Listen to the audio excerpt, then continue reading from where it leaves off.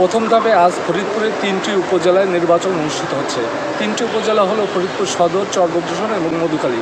তো আমরা সকাল থেকে বিভিন্ন কেন্দ্রগুলো ঘুরে যেমনটি দেখতে পেয়েছি যে কেন্দ্রগুলোতে কিন্তু ভোটারদের উপস্থিতি একেবারেই কম।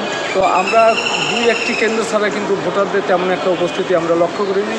তো আমরা বিভিন্ন কেন্দ্র ঘুরে যেমনটি দেখেছি সেটি হলো যে কিছু ভোট কেন্দ্রে মহিলাদের কিন্তু আমরা দেখতে পেয়েছি, পুরুষদের সংখ্যা আমরা তেমন একটি দেখতে পাইনি।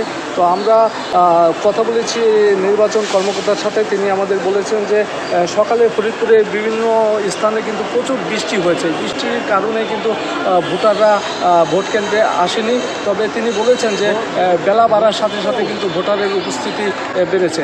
তো ফরিদপুর সদর উপজেলা সহ যে 3টি উপজেলার নির্বাচন অনুষ্ঠিত হচ্ছে সেখান থেকে এখন পর্যন্ত কিন্তু আমরা অনিয়মের কোনো খবর পাইনি।